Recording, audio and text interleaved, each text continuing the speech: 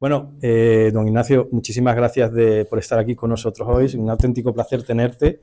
Y bueno, hoy nos vas a contar una historia maravillosa, o sea, digna de una serie de televisión o de una película de Hollywood.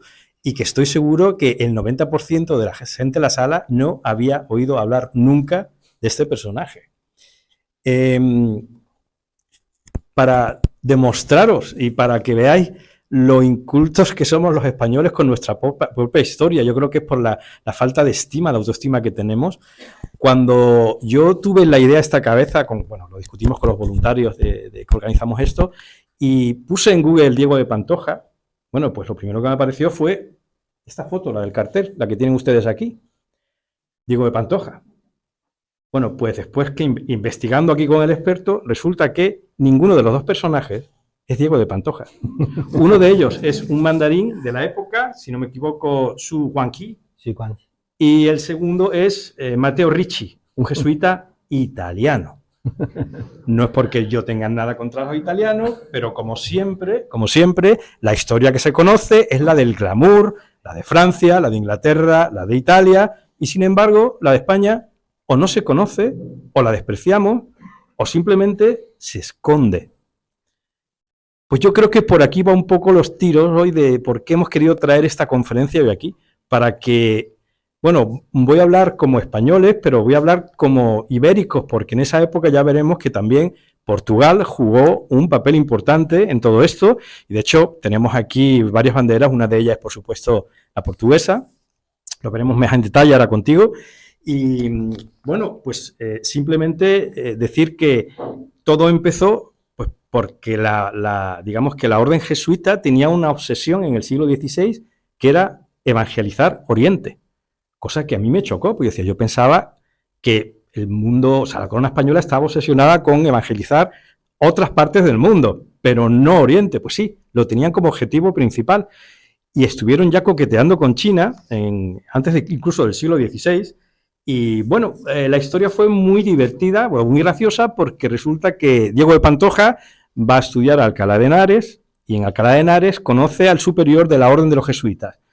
Entablan una amistad, bueno, una relación muy buena, y resulta que ese jesuita estaba escribiendo en ese momento un libro sobre China. Y se da cuenta allí en Alcalá de Henares que había ya varios libros sobre China, los primeros que había en toda Europa occidental.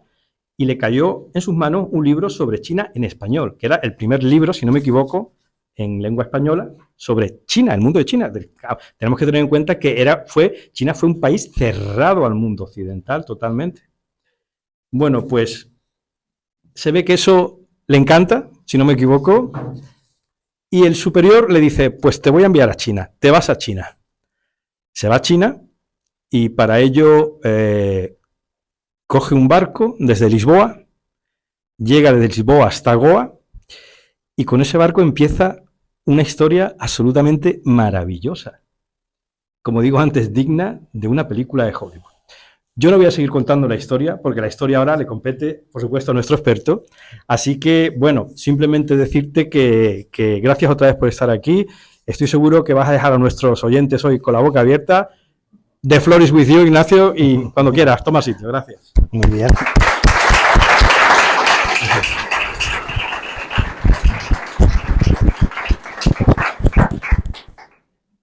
Gracias, don Sergio. La verdad es que me he sentido fantásticamente acogido y me motiva especialmente, bueno, usar mi idioma materno, porque viviendo en China pues no siempre es posible, así que es una gozada, digamos, estar dando una conferencia en español, la verdad, uno se siente mucho más a gusto. Y sí voy a pedir que si viene gente, hay al menos, pues diría yo que unas 12 sillas, entonces los que estáis en la última fila, animad, ¿no? Porque si no la gente a veces se queda ahí y sería una pena, ¿no? Hay unas 12 sillas por aquí, ¿vale? Bueno, vamos a entrar en materia. No le eche la bronca, hombre, no va a empezar. Que son tímidos y le... Bueno, esa es la espontaneidad española, ¿no? ¿Sí? Si fuese esto China, la gente se quedaría ahí sin moverse, todos apelotonados, ¿no? Pero bueno, hay que... Bueno.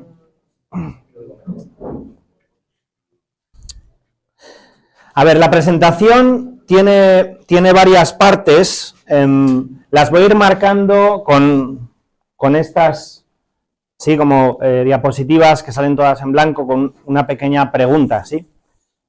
Vamos con la primera pregunta de nuestra exposición. Me voy a ir sentando, levantando, quizá es un poco mejor que esté de pie porque así nos vemos un poco más las caras. ¿Quién fue Pantoja y cómo llegó a China? Bueno, el señor Pavón nos ha hecho una presentación ya interesante. Los que aparecían en el cartel no eran Pantoja, eran Xu Guangqi, uno de los primeros católicos, digamos, mandarines, chinos, mandarines convertidos al catolicismo, y Matteo Ricci, el mentor, el maestro de Pantoja, pero estos sí son Pantoja, ¿sí? Es la misma persona, y la razón por la que, bueno, de momento aquí hay dos imágenes que puede que no se parezcan demasiado. Una fue pintada por una pintora que se llama Wang Li, que conozco, una señora muy maja en China, que, bueno, pinta cuadros un poco, digamos, de diálogos. De repente saca a Confucio hablando con Sócrates debajo de un árbol y es un poco su pintura, y se sintió también inspirada por Pantoja. Y esta pues lo pintó mi madre, porque le pedí, mi madre pues es aficionada a la pintura, sobre todo yo creo que su dominio del color es bastante aceptable, y le dije, mamá, pues venga, tienes que animarte a pintar un cuadro de Pantoja. Es un cuadro así relativamente grande, porque bueno, yo había en su día tenido la ocasión de ir a hablar con el Papa Francisco. De hecho en 2 ocasiones he podido estar hablando con él tú a tú, y una de ellas, siempre al hilo de China, ¿sí? Él interesado por cosas de China, etcétera, y en una de ellas me dijo, en cuanto mencioné a Pantoja, dijo, a Pantoja hay que canonizarlo junto a Ricci. Entonces dije, bueno, mamá, vete preparando para el proceso de beatificación o lo que pueda venir. En fin, y pues nada, mi madre pues asumió tomó el guante, y bueno, Pantoja dice de sí mismo, en uno de los testimonios que veremos, que él tenía los ojos sarcos o zarcos, ¿sí? Esto es un sinónimo, vamos, era una palabra del castellano antiguo que se usaba entonces, que quiere decir azul profundo, ¿sí? Con lo cual, bueno, era castellano de Valdemoro, pero bueno, sería descendiente de visigodos. El caso es que este hombre pues tenía esos ojos y llamaba mucho la atención en China. De hecho, él mismo tiene un testimonio que dice que los chinos se acercaban a sus ojos, ¿no? Se miraban así, se quedaban muy impresionados y se le quedaban mirando. Los chinos se fijan mucho en los ojos. De hecho, siempre cuando nace un bebé dicen si tiene párpado simple o doble párpado. Es una cosa que no entendemos, pero para los chinos es importantísima. O sea, si tienes doble párpado, bueno, tienes un potencial en la vida increíble. Bueno, esos son los chinos. Entonces, los chinos se fijan mucho en los ojos. Doble párpado, ¿no? Shuangpi, que dicen. Y entonces, bueno, ellos se fijaban en los ojos de Pantoja y decían que tenía caracteres chinos dentro de los ojos y que podían leer, y que tenían 1000 misterios sus ojos, ¿no? Bueno, entonces él lo dice un poco así, casi, digamos, contándole a Luis de Guzmán, su mentor, el que estaba escribiendo la historia de las misiones, también en Oriente, pues contándole un poco, dando testimonio. Veremos ese testimonio. Bueno, el caso es que este es Pantoja. Fijaos, en chino, él le pusieron un nombre bastante parecido a su nombre, digamos, español, ¿no? Diego de Pantoja, ¿no? Entonces, siempre necesitas un apellido, ¿sí? Que siempre, sabéis, en los nombres orientales, coreanos, japoneses, chinos, siempre va antes, lo primero que se pronuncia. En este caso, Pang, como Pantoja, ¿no? Pang, los chinos les debió sonar, Pantoja, pues Pang, tú te apellidas Pang. Y Diego, Tiwo, ¿vale? El tono cuarto y segundo, Tiwo, Pan Tiwo, ¿sí? Bueno, pues, perdón, no es cuarto tono, es segundo tono. Pan Tiwo.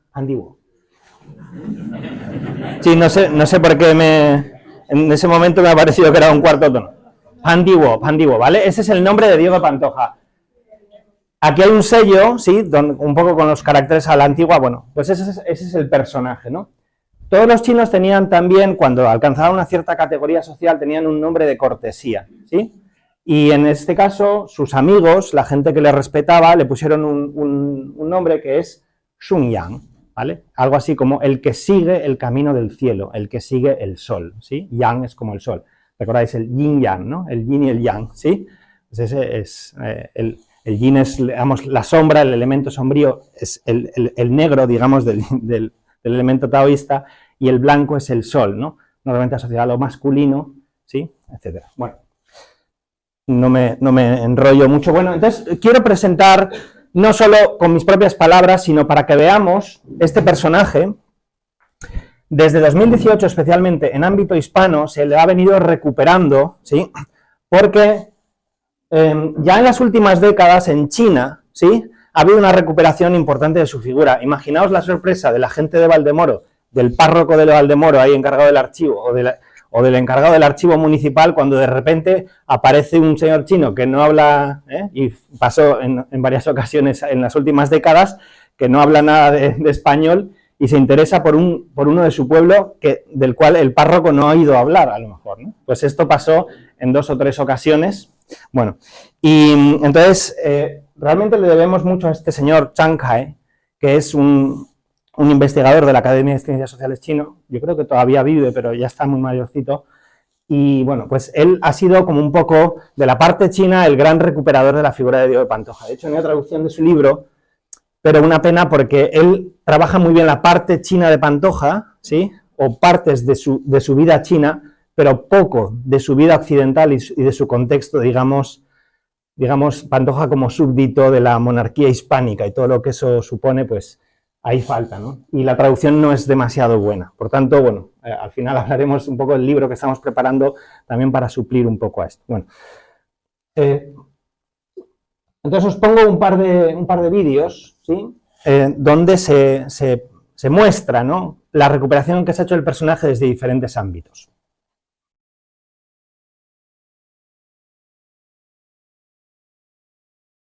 Segundo.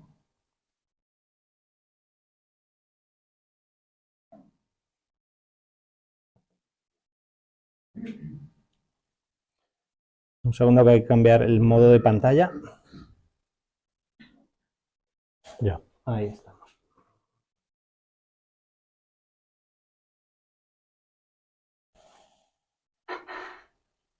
Somos herederos de un archivo de experiencia humana único, como europeos, como mediterráneos y como españoles.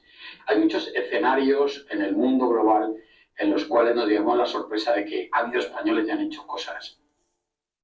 Diego de Pantoja fue un misionero jesuita que llegó a China en 1597. Luego pasó 21 años dentro de China. Mateo Ricci y Diego de Pantoja son los únicos occidentales en acceder a la ciudad prohibida, en enero de 1601. Y es entonces cuando se les permite solo a ellos estar en Pekín y predicar. Lo que es sumamente extraño es que todo el mundo conoce hoy a Mateo Ricci, pero no conocemos a Diego de Pantoja. Ha estado tan a la sombra de Mateo Ricci que no, me parece absolutamente injusto. Eso tiene mucho que ver con que Pantoja era español. Las construcciones de Diego de Pantoja todavía están por conocer, pero el principal, la que tuvo mayor eco entre los círculos confucianos, fue el Chiqué o las 7 virtudes. Es un tratado moral. Diego de Pantoja ha intentado buscar un vínculo y las relaciones entre la filosofía europea y la china. Ahora mismo hay un proyecto en China para traducir toda porque hizo una gran producción en chino, publicando cosas sobre religión, sobre filosofía, pero también sobre música.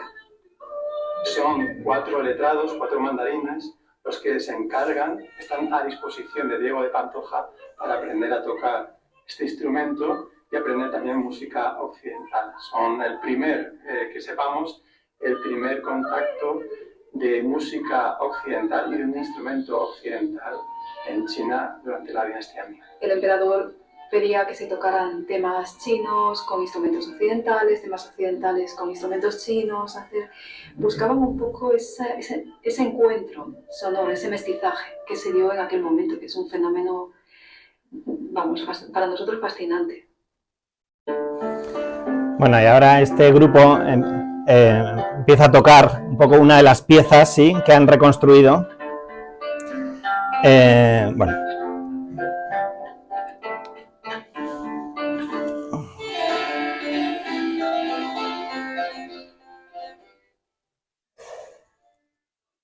A ver, un segundo. Bueno, entonces esto es, fijaos, todo esto sucedió en el contexto del año 2018, ¿sí?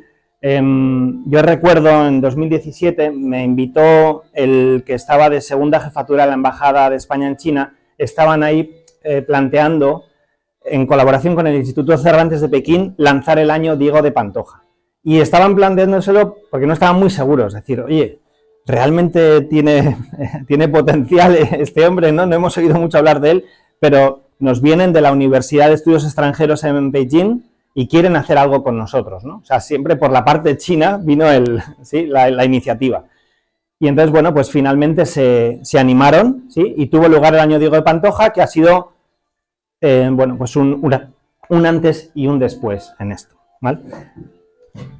Una de las iniciativas también que hubo, la pongo aquí, es un documental que se hizo, en este caso, por iniciativa de la diócesis de Getafe, Valdemoro, la población de Valdemoro, que está ya en el límite entre Madrid y Toledo, y que tradicionalmente perteneció a Toledo, al arzobispado de Toledo, pues pertenece a la diócesis de Getafe. Entonces, ellos sí que también han querido moverse, han hecho este mismo documental en español con traducción doblado al inglés, ¿sí? Y también en chino, ¿sí? Para la última versión en chino, el Papa Francisco ha escrito una carta especial sobre Diego de Pantoja. Entonces vamos a mostrar un poquito. Es preciso remontarnos a una figura básica en la historia de la evangelización.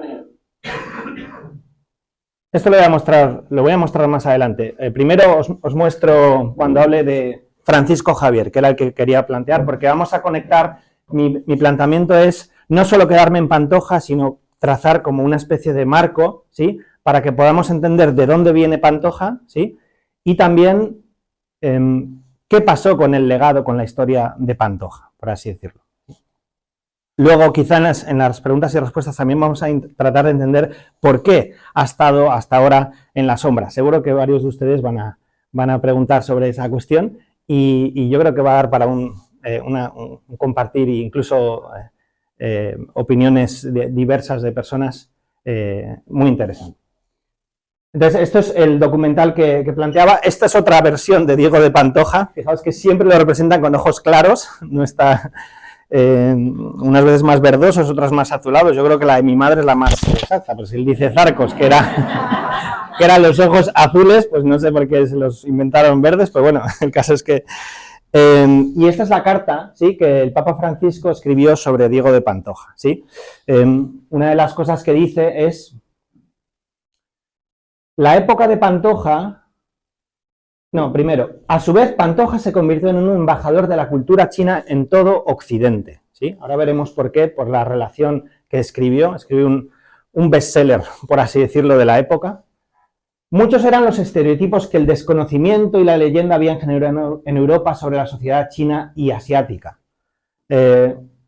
Incluso la literatura que había habido, por ejemplo, del cardenal Juan González de Mendoza sobre el gran reino, la historia del gran reino de la China, que había salido publicada tanto en varias ciudades europeas, Roma y otras ciudades también en España, a partir de 1585, había dado a conocer China, pero había también sembrado muchos mitos, ¿sí? Porque Juan González de Mendoza vivía en México, ¿sí?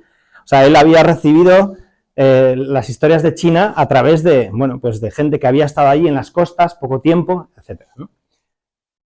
Dice Pantoja, el Papa, dice Pantoja, con su relación de la entrada de algunos padres de la Compañía de Jesús en la China, que así se llamó el volumen, redactada en 1602, cambió la concepción que sobre China se tenía en Europa.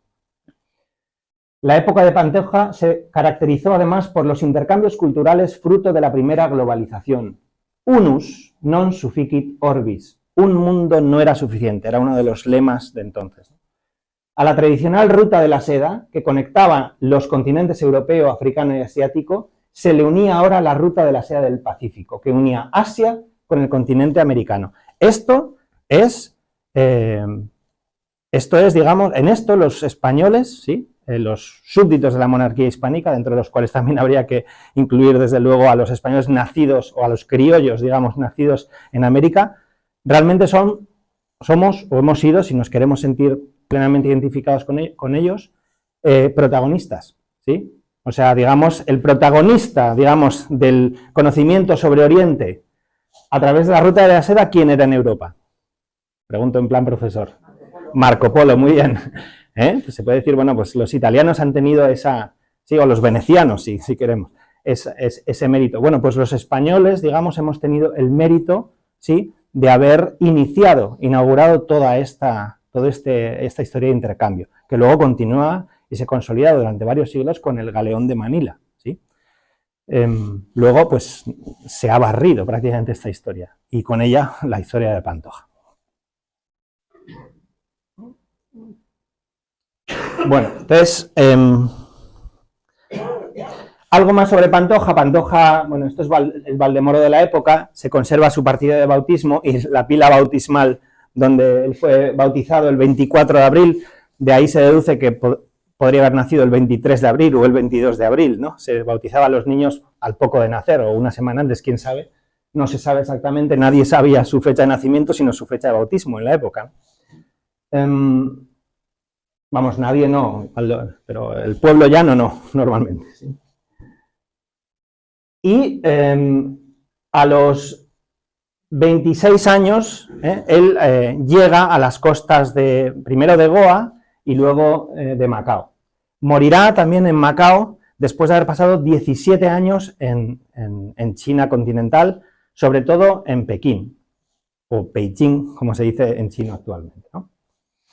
No tendremos mucho tiempo, pero sí que conviene añadir el dato para aportar un poco de dramatismo al personaje, de que Pantoja murió desterrado, porque él, habiéndose entregado en cuerpo y alma pues, a esa misión de China, hubo un incidente de Nanjing, que podemos entrar luego en las causas si interesa, y los misioneros fueron expulsados de China durante 2 o 3 años, y a Pantoja le tocó. Él era muy joven, tenía 46 años, creo, y 47 años, y pues le cogió algún tipo de fiebres, de algún tipo de enfermedad epidémica que hubo en Macao, en la que murieron varios, ¿sí? Varios de su comunidad también murieron, y él entre ellos.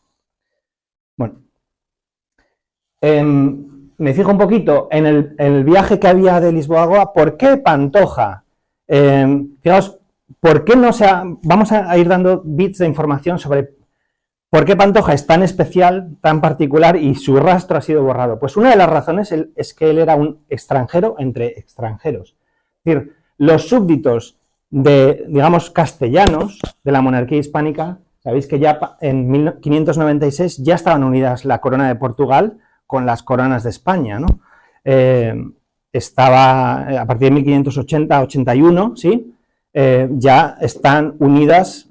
Entonces, en teoría, todo estaba bajo el mismo monarca, los Felipes, ¿no? Felipe II, III y IV, y luego ahí se vuelve a disolver esa unidad ibérica en 1640, ¿verdad?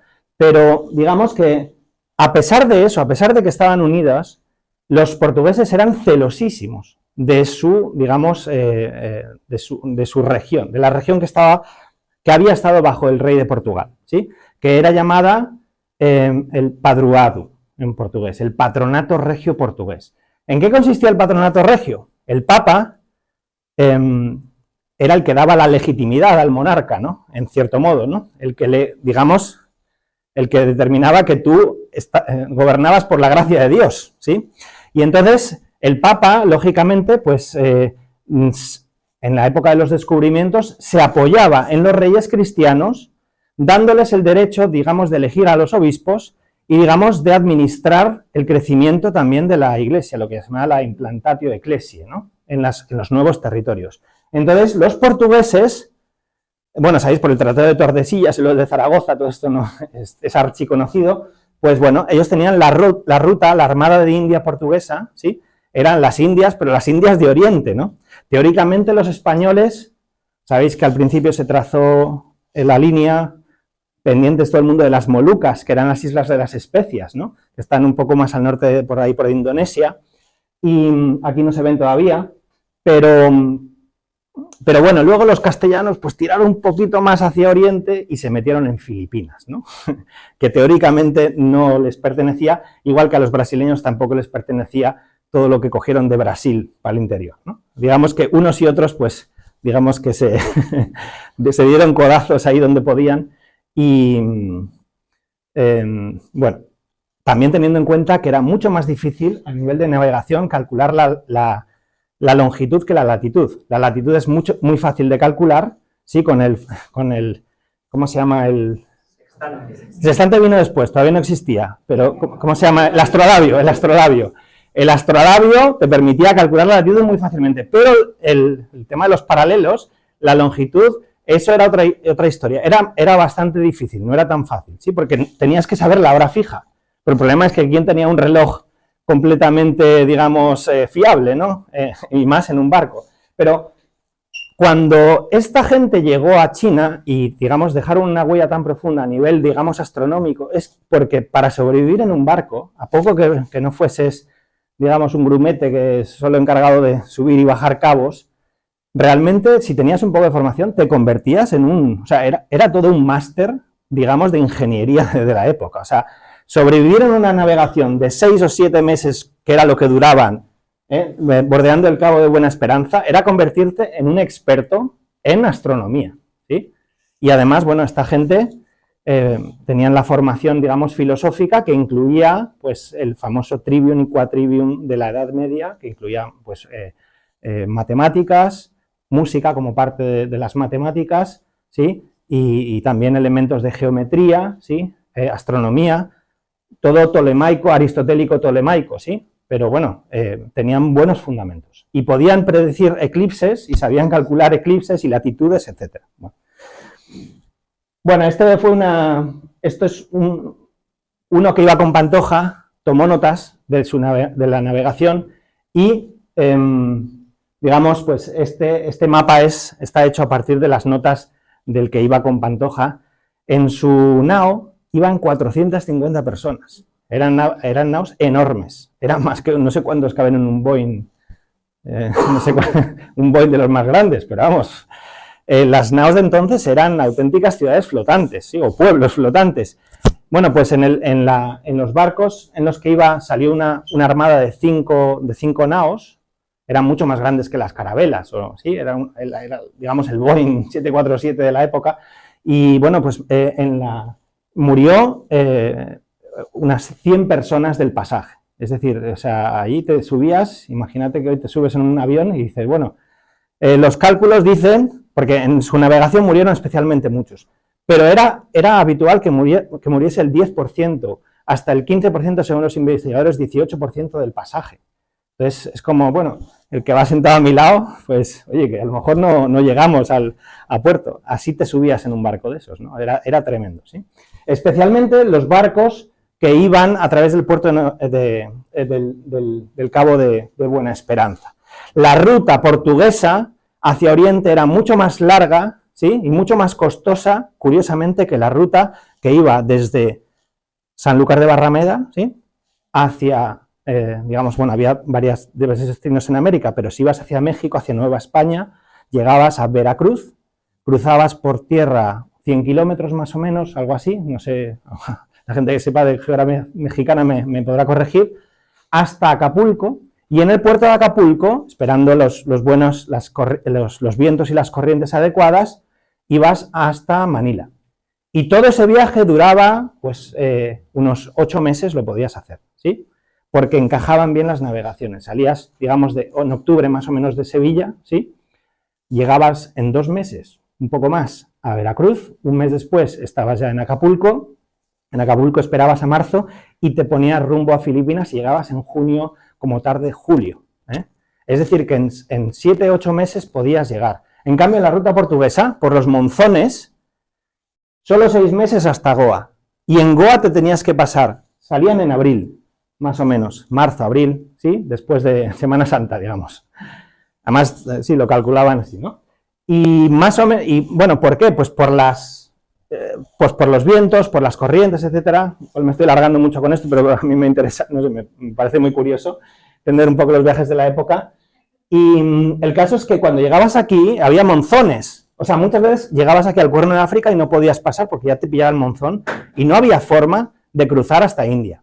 Y después, cuando llegabas a India sobre octubre, si te había dado bien la navegación, tenías que esperar hasta primavera del año que viene. Si no, no había forma de ir hasta el estrecho de Malaca y pasar, digamos, hasta pues lo que es Vietnam, digamos, el sur de China, etc. No, o Japón ya. No había forma. Conclusión, tardabas al menos 5 o 6 meses más. Claro, los castellanos tenían una ventaja competitiva enorme, ¿no? En poder llegar a Filipinas mucho antes que los portugueses por su adorada ruta portuguesa. Entonces, la geopolítica del momento estaba marcada por estos regímenes de patronato, ¿no? El padruado y el patronato regio de las antiguas colonias. Fijaos que cuando cruzabas Malaca, pues, digamos, estaba prohibido para los castellanos, y un castellano como Pantoja, vuelvo a retomar en lo que estaba contando, Pantoja tenía prohibido ir a Filipinas, ¿sí? O sea, no se podía salir, digamos, tenías que salir, digamos, o sea, la Compañía de Jesús tenía encomendada las misiones de Oriente bajo el padroado. Es decir, no podía haber religiosos de ninguna nacionalidad que fuesen, a no ser que fuese las Filipinas, ¿vale? Las Filipinas era como una especie de islote, digamos, de mundo castellano en Oriente, que en principio era portugués, ¿vale? Incluso bajo la unión de las coronas, ¿eh? O sea, en eso los portugueses eran celosísimos. Bueno, entonces Pantoja, digamos, acabó llegando a Macao, entonces funcionaba mucho todavía la ruta comercial con Nagasaki, ¿sí? Luego esto se cerró, a partir del llamado shogunato, ¿sí? Eso es otra historia que creo que de la que hablaron en la... Bueno, Macao era un puerto del padroado portugués, aquí lo vemos con su cultura bastante peculiar del sur de China, con una religiosidad muy peculiar. Allí empezó a vivir en Pantoja en 1597 y después de un tiempo, en principio Pantoja no... había algunos castellanos, a los que jesuitas en este caso, que se les permitía ir a Japón, a Macao y a Japón, ¿sí? Con tal de que saliesen por Lisboa y, digamos, se supeditasen en todo, digamos, al régimen de padroado, ¿vale? Es decir, que obedeciesen a sus superiores portugueses, ¿sí? Y, digamos, aquí todo como lusos, ¿eh? Aquí nada de escarceos o de flirteos castellanos por esta zona, ¿eh? Había mucha tensión con ese tema siempre. Y, por ejemplo, estaba prohibida prácticamente las relaciones entre Filipinas y Macao, ¿sí? Aunque están muy cerca, ¿sí? ¿Lo veis? Pero estaban muy medidas y muy controladas, ¿no? Bueno, entonces, hubo un gran caudillo en Japón que se llamaba Toyotomi Hideyoshi, ¿sí? El primer gran unificador de Japón.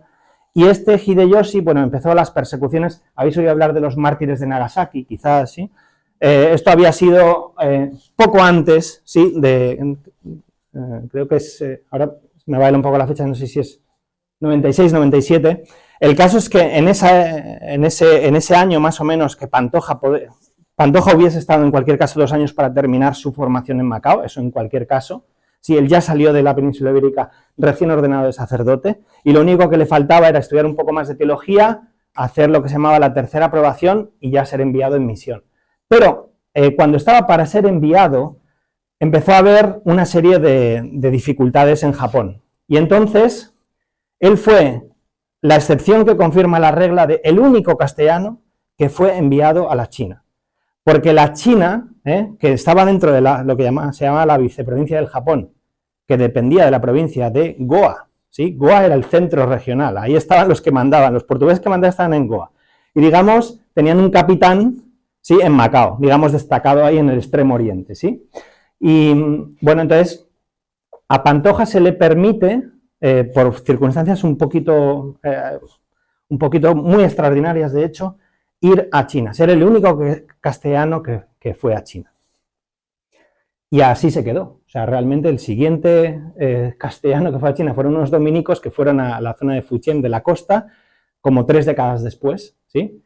Y de los jesuitas, pues el siguiente jesuita, digamos, español que fue a China, pues hay que esperar hasta finales del siglo XVII, es decir, casi 100 años después de Pantoja. Y ahí está, digamos, lo extraordinario y lo especial de Pantoja, porque Pantoja nunca perdió su identidad castellana, de hecho la cuidó mucho, y de hecho es el cuidar eso, especialmente por carta, ¿sí? Carteándose, digamos, a lo largo de todo el mundo hispano, ¿sí? Pasando por el nodo, digamos, de Nueva España, ¿sí? De México, pues le trajo problemas.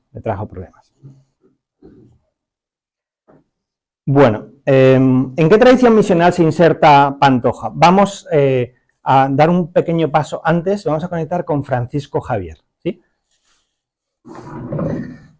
Estaba contando aquí esta historia. La historia de las misiones de la misionología, que es San Francisco Javier, este navarro que se dejó inspirar por Ignacio de Loyola y por otros compañeros y puso rumbo a Oriente, sustituyendo a un compañero que se había puesto mal. Él se ofreció y ya no volvió a pisar Europa. Francisco Javier, ya sabemos, él tiene una serie de rutas a lo largo de, entre, digamos, Goa y Yamaguchi. En Japón. De alguna forma, los chinos son de donde nosotros bebemos nuestra cultura. Y por tanto, si estas doctrinas que tú estás proponiendo de un Dios creador, etcétera, son razonables, eso le decían los bonzos budistas, de alguna forma los chinos tienen que haber oído hablar de ellas. De alguna forma los chinos tienen que tener alguna idea. Por tanto, Francisco Javier intuye que tiene que ir a China, a ese centro de la civilización oriental, y pone rumbo al sur de China para entrar desde las costas, pues de lo que es Macao, actual Hong Kong. En este caso, él da en la isla de Shanchuan, o sea, la isla de Shaanxiang, que se dice. Bueno, Francisco Javier sale de Japón convencido de que se ha encontrado con algo que es diferente de lo que él había visto en India, en las Molucas, en otras costas. De alguna forma, Francisco Javier intuye que hay que desarrollar un lenguaje nuevo para dialogar con esa civilización chino-japonesa. Bueno. Entonces, Pantoja se inserta en la tradición misional que empezó Francisco Javier, este patrón de las misiones, ¿no? Para el mundo católico, que desde 1541, estamos dando un salto de 6 décadas, ¿no? Más o menos, partió para las Indias, ¿sí? Porque los portugueses ya habían empezado a abrir esas rutas, digamos. Pensemos que la circunnavegación de Magallanes y Elcano es de 1521, ¿verdad? Si no me equivoco, pues entre 1521 y 1523, bueno, ya los portugueses llevaban 20 años por aquellas zonas, digamos, pululando, ¿sí? De hecho, ellos ya habían llegado antes a las Molucas, ¿sí? A principios del siglo XVI, y también a Macao, ¿sí? Bueno, entonces, desde ahí Francisco Javier, bueno, va a ir, digamos, él llega a Oriente, al Extremo Oriente, como un misionero muy tradicional. ¿Esto qué significaba? Significaba, voy a pasar esto, significaba que non introibit in regnum nisi quis renatus fuerit exacque de Spiritu Santo. En Román Paladín, el que no nazca del agua y del Espíritu no entrará en el reino de los cielos, en el reino, ¿sí? Es decir, que si no te bautizas te vas al infierno, hablando en plata, ¿vale? Entonces, realmente Francisco Javier sale de Europa con esa concepción. Yo voy a bautizar hasta que se me canse el brazo porque porque, bueno, oye, que esta gente pues me han acogido, la aprecio y no quiero que te quemes en el infierno. Es que es difícil a veces hacernos a la idea de las concepciones que existían en la cabeza de estas mentes tradicionales, incluso eran hombres del Renacimiento que habían leído a los clásicos, a Cicerón, sí, porque ya se había pasado por ese renacimiento, esa recuperación del humanismo, pero a pesar de eso, en algunas concepciones eran gente, digamos, que hoy diríamos anacrónicamente muy cerrados, ¿sí? Anacrónicamente, está claro. De hecho, San Francisco Javier tiene el gran mérito de, al encontrarse con Japón, porque claro, es fácil, paréntesis, sentirse moralmente superior, te tengo que salvar, ¿no? Cuando llegas a una isla y ves a alguien en taparrabos, ¿sí? Y que se defiende con un palo y con unas flechas. Pero cuando llegas a unas costas donde dices, uy, estos tienen unos edificios de narices, y las espadas de estos samuráis cortan, pero vamos, que ni la tizona, ¿sí? Y bueno, vas viendo una serie de cosas donde no es tan fácil sentirse superior a nivel civilizatorio, además de lo perdido que te sientes por un idioma absolutamente diverso, ¿no? Donde no puedes ni empezar a comunicarte, ¿sí? Entonces, digamos que San Francisco Javier, él, fijaos, bueno, él tiene una serie de rutas y las últimas rutas que tiene son a Japón, ¿sí? Y él, después de 2 años en Japón, fijaos, de 1549 a 1551, él sale de Japón con este sentimiento, digamos, que expresa en una carta. Dice, yo llegué de Japón, ¿sí? Llega él a Kochi, lo que es hoy Kochi, o sea, digamos en la India, vuelve, ¿sí? Y luego parte. Dice, yo llegué de Japón con muchas fuerzas corporales y con ningunas espirituales. Es decir, en otras palabras, se sentía perdido. Esto me ha descolocado, ¿sí? Yo venía, digamos, a salvar a este mundo y me he dado cuenta de que hay algo que no me encaja con ese esquema, digamos, bueno, pues, de que si no te bautizas te vas al infierno, ¿no? Pero espero en la misericordia de Dios nuestro Señor y en los méritos infinitísimos de la muerte y pasión de nuestro Señor Jesucristo, que me dará gracia para hacer este viaje de la China tan trabajoso. Es decir, él, como decía yo en el vídeo antes, en ese vídeo que él se dio cuenta, lo que le decían tanto los bonzos budistas como los japoneses, digamos, sobre todo los señores feudales japoneses, lo llamamos daimyo, Tamin, en chino, ¿no? El gran nombre, ¿no? Así se llamaban los nobles japoneses. Pues esta gente tenía la idea de decir, bueno, si tú estás predicando eso, ¿sí? Los chinos se lo tienen que creer, ¿sí? Porque nosotros, o sea, nuestra cultura, tanto los caracteres como mucha de la literatura que nos viene y un poco, pues las tradiciones nuestras, por ejemplo, el bonsai, pues el bonsai, digamos, es el pensai de China, ¿no? O sea, las cosas que incluso nos parecen hoy más japonesas, muchas venían de China, ¿sí? Entonces los japoneses humildemente realmente o sensatamente tenían esa idea, es decir, bueno, pues los chinos tendrán que creerlo. Entonces eso convence a Francisco Javier, dice, bueno, yo si quiero, digamos, evangelizar este mundo, me tengo que ir, digamos, al pico, digamos, de credibilidad de este mundo. ¿Y quién es el pico de credibilidad?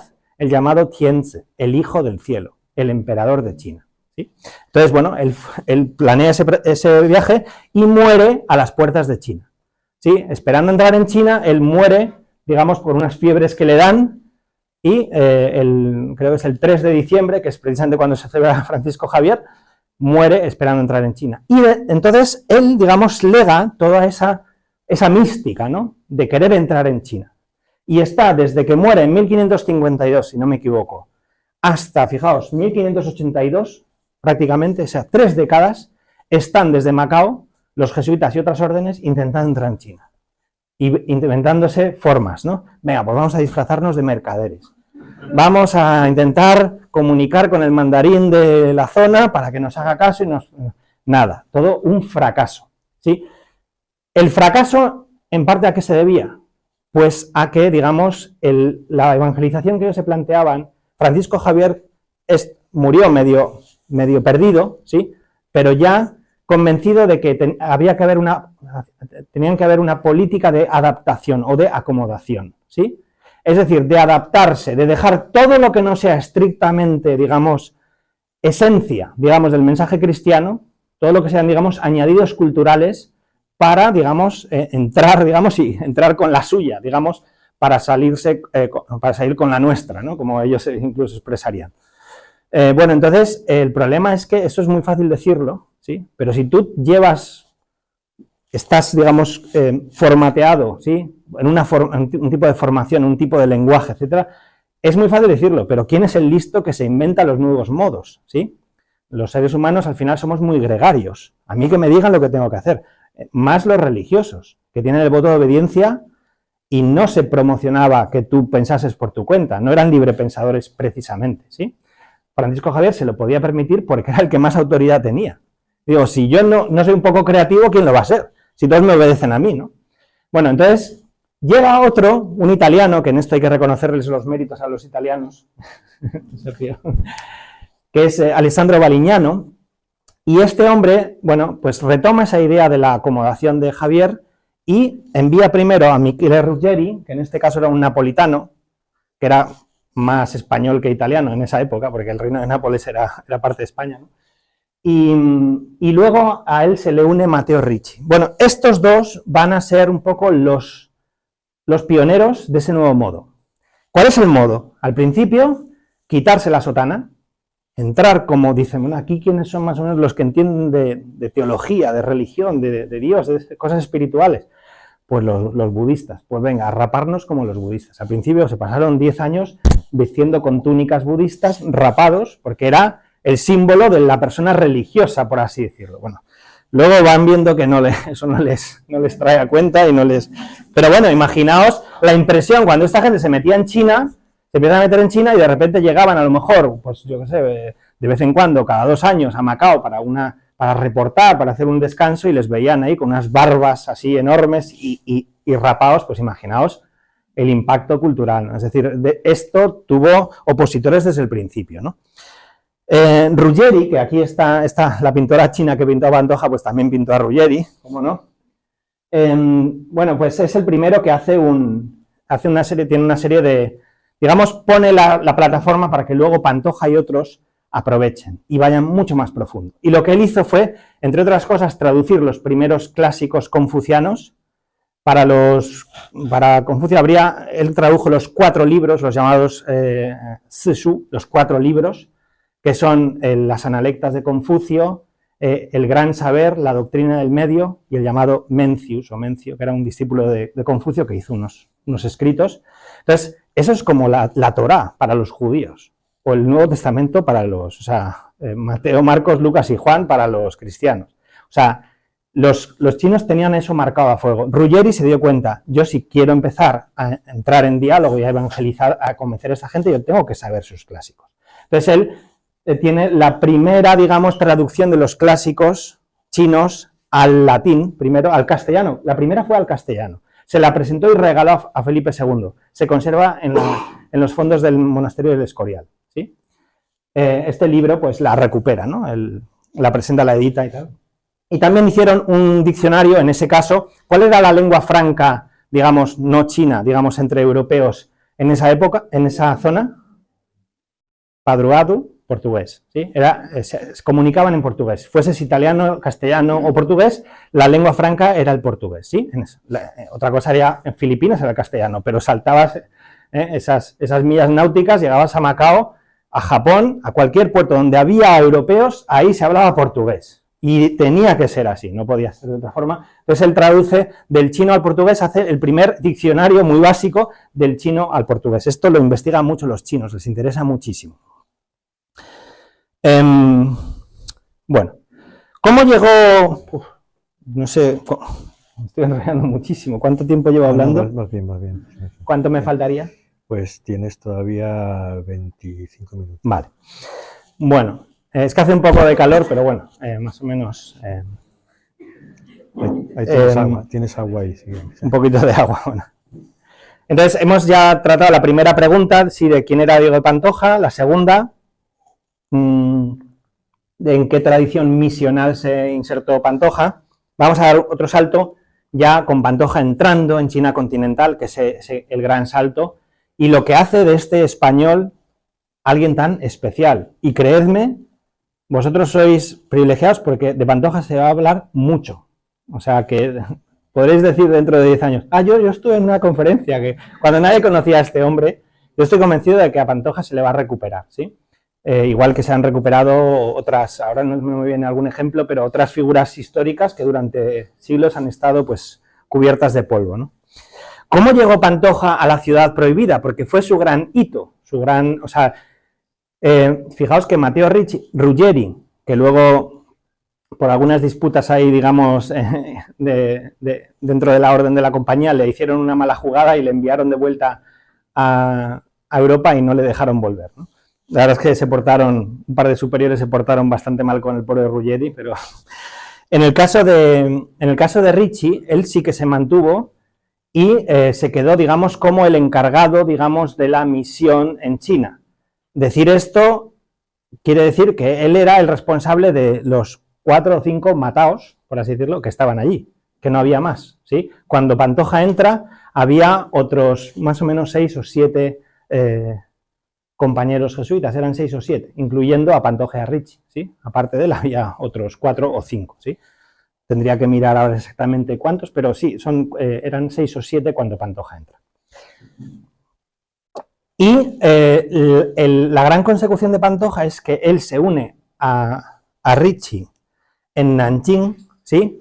Esto no es Nanjing, esto es Hangzhou, que está un poco más al sur de Nanjing, pero es el comienzo del llamado Gran Canal, la obra arquitectónica o una de las obras arquitectónicas más espectaculares de la humanidad, que tampoco a lo mejor habremos oído, pero es espectacular, porque es un canal que conecta la ciudad de Hangzhou, la mayoría de los chinos que viven en España son cerca de ahí, ¿sí? De la zona de Wenzhou y el pueblo de Xintian y tal, pues la ciudad de Hangzhou, que es una ciudad muy rica, ¿sí? En la capital de la provincia de Zhejiang, justo debajo de Shanghai, de lo que es Shanghái, ¿no?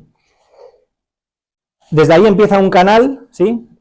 A veces aprovechando ríos, pero mucho construido, desde 1000 años antes de que Pantoja llegase, había empezado a ser construido, y ya desde luego estaba terminado, y pues se conectaba la ciudad de Hangzhou con Beijing, y especialmente la ciudad de Nanjing, un poco más al norte de Hangzhou, sí, pero también cerca de la costa, un poco más al norte también de Shanghai, con Beijing. Es decir, fijaos que en chino Nan es el sur, ¿sí? Y Pei es el norte, ¿sí? Y Jing es como la cabeza. Entonces, la cabeza del sur, la cabeza del norte. Es decir, la capital del sur, la capital del norte, ¿sí? Y entonces comunicaba, ¿sí? Con una eficacia administrativa increíble ya en la época, ¿sí? O sea, la burocracia china funcionaba muy bien. De hecho, cuando los europeos empiezan a descubrir a China, más en el siglo XVIII, tipo Voltaire, Leibniz y tal, que escriben y empiezan a saber y a investigar mucho sobre China. Y de hecho, la ilustración europea debe mucho a, digamos, la idea del Estado chino. Es decir, eso influyó mucho a los ilustrados, eso no se habla, pero hay toda una influencia también de ida y vuelta. Bueno, pues la eficacia de la administración imperial china, ¿sí? Que era muy meritocrática porque los funcionarios, los mandarines, llegaban ahí después de hacer unos exámenes, donde se tenían que aprender de pe a pa todos los clásicos y luego hacer un examen y, bueno, sí, podías ser un hijo de un campesino que si te educaban bien llegabas a mandarín. Es decir, era una sociedad ya entonces hipermeritocrática, ¿sí?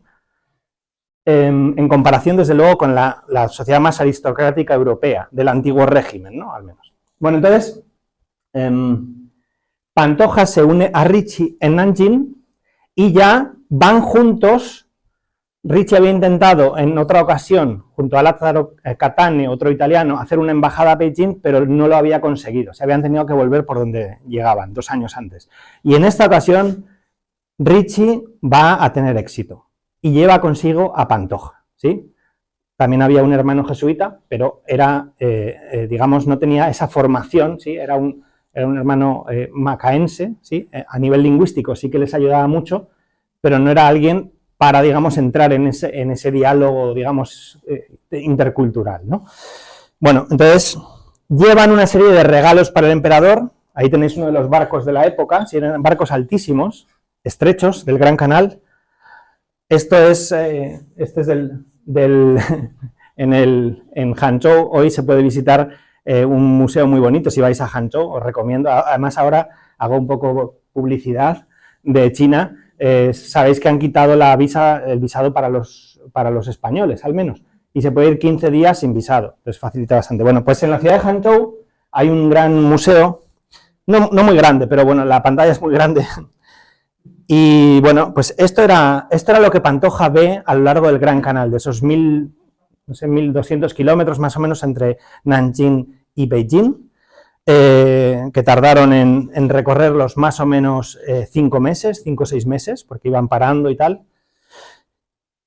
Fijaos, esto es lo que él veía, y él tiene descripciones muy vivas del Gran Canal, ¿sí? En su relación que hemos presentado antes, muy interesante, ¿sí? No eran bocetos, digamos, pero eran descripciones, y esto es la reconstrucción que se hace hoy.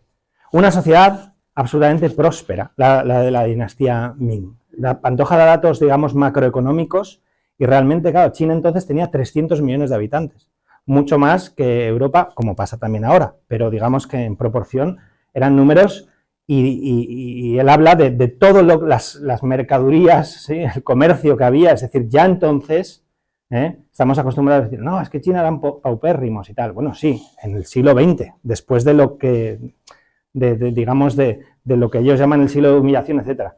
La China de la dinastía Ming era primera potencia. De hecho, junto con la monarquía hispánica, eran las dos grandes potencias, ¿sí? Por eso, bueno, ahora veremos un poco, rascaremos un poco más, se encuentran, Pantoja es el nexo de unión a nivel, digamos, diplomático de los dos señores más poderosos de la Tierra, que eran Felipe II y, en ese caso, el emperador Wanli, que ninguno le hemos oído hablar de él, pero era un señor muy poderoso, ¿vale? Ahora lo veremos.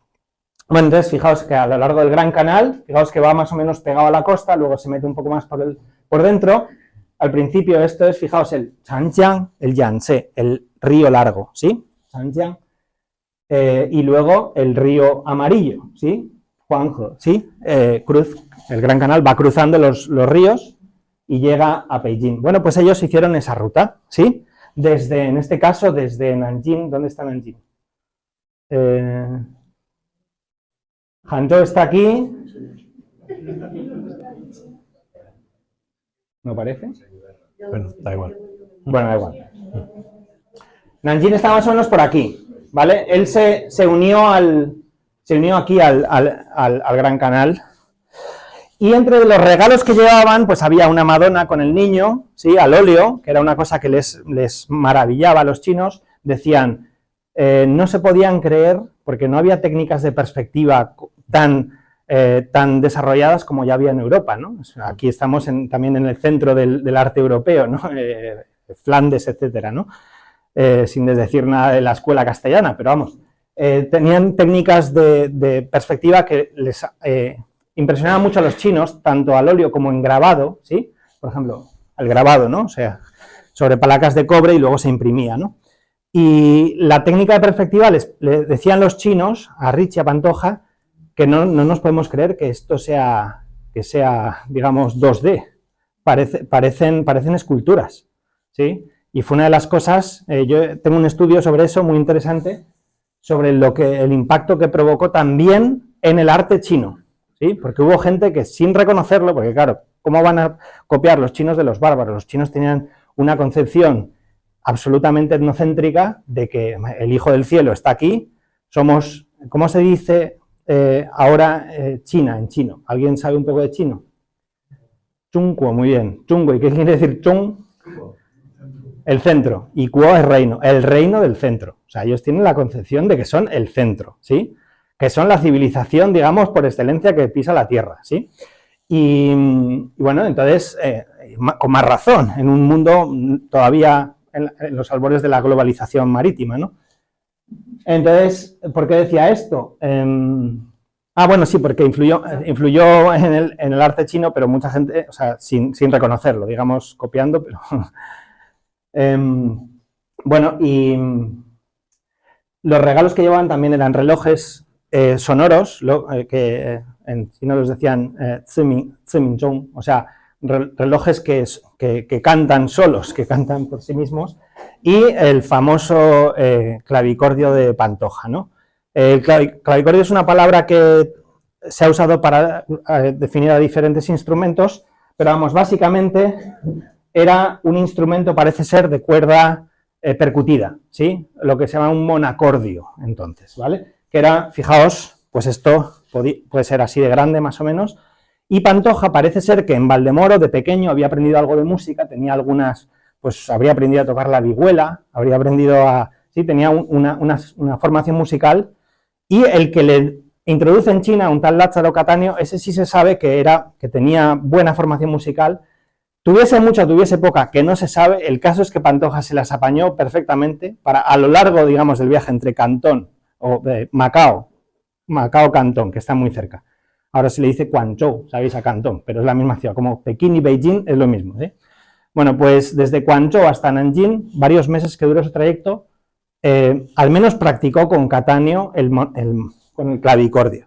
Y después Ricci dijo, uy, esto no solo se lo vamos a regalar al emperador, sino alguien tiene que saber tocarlo. Pantoja, te toca a ti, ¿sí? Entonces Pantoja o ya sabía mucho o se esforzó mucho. El caso es que cuando él llegó a la ciudad prohibida, ¿sí?, pues le pusieron a 4 eunucos para que aprendiesen de él, ¿sí? ¿Sabéis los eunucos? ¿Sí?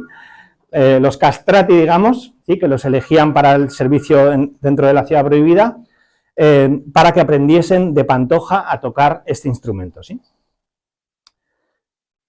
Dentro de los regalos había unos grabados del Escorial, ¿sí? Pantoja entra ya en China, esto es parte de la investigación que he hecho, ya sabiendo que Felipe II había muerto, ¿sí? Había llegado, o sea, a los 11 meses de morir Felipe II, Pantoja entra en China, pues ya había dado tiempo a que cruzasen las noticias, cosa que hubiese sido imposible por la ruta portuguesa, pero a través de Nueva España llegó muy rápido. 15 minutos. Muy bien. Bueno, entonces cuando llega Pantoja, tienen un éxito enorme, porque realmente que les reciba el emperador a unos advenedizos que les podían haber dicho, pero tú, si no tienes de dónde caerte muerto, no había hoteles en la época, ¿de dónde te quedas, no? Es verdad que los chinos, gracias a la ruta de la seda, tenían una especie de estructura ahí en la corte imperial, ¿sí? Vamos, en Beijing, donde metían ahí pues a los musulmanes que llegaban de Uzbekistán y de esos lados, pues entonces la gente se quedaba un mes, había una mínima infraestructura para extranjeros, pero eran comerciantes, o eran gente, digamos, legados diplomáticos que iban ¿sí?, daban un tributo simbólico, les hacían un banquete para mostrar que los chinos eran más generosos que nadie y que por eso merecían ser, digamos, los que digamos, estaban en el centro del mundo, ¿sí? Y entonces, bueno, había una serie de intercambios diplomáticos. Pero lo que hacen estos es diferente, porque de repente se enteran que es que no se quieren ir, que es que se quieren quedar. Estos no son como el embajador de, vamos, no sé si diría entonces Tayikistán o Kirguistán, pero vamos, lo equivalente, ¿no? No, estos se quieren quedar, es un poco raro, ¿no? Entonces, ¿qué hacemos con esta gente, sí? Entonces, bueno, ellos se buscaron la forma. De hecho, uno de los regalos que hicieron fue, como habéis visto, el reloj, ¿no? Esos relojes que no funcionaban a pilas, ¿sí?, ni eran relojes solares, sino que eran relojes de cuerda, ¿no? Entonces, una de las tácticas que se inventaron es decir, bueno, les regalamos el reloj, pero no les decimos cómo se usa. Para que cuando se estropee, nos llamen y podamos entrar, ¿sí? Entonces, bueno, eran muy aguilillas, ¿sí? Y así efectivamente, pues además el emperador, Wanli, se encaprichó absolutamente con los relojes, le encantaban los relojes, lo tenía siempre en su sala del trono, digamos, y no podía parar. Y entonces, en cuanto el reloj se paraba, pues ahí rodaban cabezas. Entonces oye, como sea, hay que llamar a estos tíos para que le den cuerda al reloj, ¿no? Entonces, efectivamente, pues, bueno, fue una de las formas en las que se ganaron el acceso. A Pantoja se le permitió durante varios meses entrar cotidianamente en la ciudad prohibida, él mismo lo relata. En ese sentido, fue mucho más que Matteo Ricci, que entró 1 o 2 veces para presentar sus respetos. La primera vez que les organizaron ese encuentro para presentar sus regalos con el emperador, me ha ahorrado muchas anécdotas del a lo largo del Gran Canal, que hay anécdotas curiosas, como que un eunuco les quería requisar los regalos y presentarlos él para ganar gracia ante el emperador. Bueno, muchas historias bastante rocambolescas que les hicieron sufrir mucho, ¿sí? Pero al final llegaron ante el emperador y he aquí su sorpresa que al llegar ante el emperador, ante el trono del emperador, ese día tan especial, el trono estaba vacío, ¿sí? Wanli era un personaje, bueno, el emperador chino no se dejaba ver habitualmente y especialmente este señor Wanli era un hombre psicológicamente muy problemático. O sea, por lo visto hay muchos testimonios que era un hombre muy rarito, muy especialito, ¿sí? Entonces no se dejó ver y ellos hicieron las ceremonias, todos el koutou, ¿no? ¿Sí? O chukong, como dicen en chino, ante el emperador, ante el trono vacío. Bueno, terminadas las ceremonias, presentados los regalos, se volvieron por donde habían venido, pero como os decía, había algo extraño, inusitado para los chinos, que es que ellos no se querían volver a su país, sino que se querían quedar. Entonces fue un problema, tuvieron que buscar en la jurisprudencia china, bueno, ¿qué hacemos con estos? Y el emperador dijo, bueno, pues les damos una pensión así sencillita, y bueno, pues que se queden ahí, digamos, dando cuerda al reloj. Y de momento no les damos un salvoconducto, o sea, es esto de, bueno, yo no te digo que te vayas, pero tampoco te digo que te quedes, sino, bueno, que se les dé una pensión para que no se queden ahí muertos de hambre, y ya está, y aquí no ha pasado nada, ¿sí? Un poco, los chinos son muy pragmáticos también desde esa época, ¿no? Pero no te dan ese derecho, digamos, a quedarte como súbdito o lo que sea, o como vasallo, pero bueno, tampoco te echamos, ¿no? Entonces así se quedaron. Uno de los regalos fue un mapamundi, y esto fue una de las cosas que también les granjeó mucha fama, ¿sí? Ritchie ya había hecho, antes de llegar a Beijing, con los mandarines de diferentes ciudades, un nombre, y el nombre de Ritchie sobre todo se debía a que él había hecho un mapamundi. Un mapamundi que, bueno, este mapamundi, que lo veis así tan bonito y tan normal, para los chinos era un poco herético, ¿sí? ¿Por qué? ¿Qué problema tiene este mapamundi fundamental para los chinos? O sea, ¿pero qué es esto? ¿Sí? ¿Pero cómo vamos a ser nosotros tan pequeños? ¿Pero qué me estás contando? ¿Sí? Porque fijaos los mapamundis que se manejaban, unos mapamundis famosos, son hechos gracias a las navegaciones del almirante Zheng He, que fue un almirante, bueno, una figura muy, muy interesante para los que os interese un poco la historia, también un eunuco musulmán, que fue el gran almirante chino en barcos que eran 10 veces más grandes que las carabelas, unas cosas absolutamente asombrosas. Mucho de eso se ha perdido porque emperadores después quisieron, digamos, borrar las pruebas, por así decirlo. Pero el caso es que así era el mundo, ¿no? Para los chinos. Fijaos que esto es pues, el Cabo de Buena Esperanza, África. Se ve que había un lago bastante grande, no sé, los que sepáis de geografía africana. Aquí, bueno, pues esto, bueno, el cuerno, esto, pues el estrecho de Orán, ¿no? Por aquí, ¿sí? No, perdón, esto, a ver, la India, esto es la India, sí, ¿no? Claro, esto sí que es... No, la India es...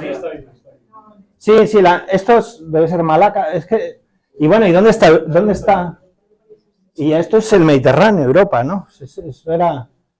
Aquí lo mismo, ¿no? África, esto es la India, ¿no? Probablemente, sí. Y esto es, pues, África, sí, lo que es Yemen ahora y todo eso, la península arábiga, y ya, pues ahí se pierde el mundo. Es que el mundo deja de ser relevante. Entonces, una de las cosas que ellos tuvieron problemas, era una mezcla entre curiosidad y problema, ¿no? Que era, ¿cómo somos tan pequeños los chinos en comparación con el resto del mundo? Esto no puede ser, ¿no? Hay algo... Pero bueno, como ellos tenían esa capacidad, digamos, cartográfica y astronómica, por ejemplo, de predecir eclipses, eso les dio credibilidad, ¿sí? Por eso ahí las navegaciones, lo importante que fueron para esta misión china, ¿no? 5 minutos. Vale. Pantoja, una de las cosas que hizo fue un mapamundi, ¿sí? Que hizo junto a Sabatino de Ursis, un italiano, que se incorporó más adelante, y este es el mapamundi. Se ve un poco mal, pero bueno, hay una diferencia evidente con el de Ortelius. ¿Cuál es la diferencia? Aquí está China, en el centro, ¿sí? Bueno, o sea, o al menos, no totalmente en el centro, pero así son los mapas en todo Oriente, ¿eh? También en Japón, en Corea, en China son así, ¿eh? No son los mapas mundis supermodernos, ¿eh? Tienen, digamos, el Pacífico en el centro, no el Atlántico, ¿sí? Bueno, el caso es que Pantoja vivió en Beijing 17 años y llegó a dominar el mandarín de la época. ¿Qué objetivos tuvo Pantoja? Voy a pasar bastante rápido sobre esto y luego pues todavía habrá tiempo para preguntas y para lograr esos objetivos, ¿qué legó Pantoja como autor hispano-chino? Es decir, objetivos y producción, digamos, pantojiana en China. Esta es una placa que hay en Valdemoro, que le hicieron la primera vez después de que apareciese por ahí un chino preguntando por los archivos de Pantoja, pues una doctoranda china que ahora vive en Lleida, ya una señora mayor, una tal Leticia, creo que es Xing, la señora Xing, pues hizo un doctorado y sobre Pantoja y bueno, pues gracias al movimiento de esta señora de Taiwán, entonces todavía España tenía relaciones con la República China, no la República Popular China, ¿sí? Porque todavía no ha habido Kissinger a Estados Unidos y Nixon había hecho, ¿sí? Entonces en el 71, fijaos. Bueno, pues nada, le hicieron esa placa y ahí está en la... Estas son las obras en la parroquia de Valdemoro. Estas son las obras que hizo Pantoja. Al principio, lógicamente, o sea, que se conservan, ¿sí? No, cosas escritas en castellano o en portugués y luego, poco a poco, cosas escritas en chino, ¿sí?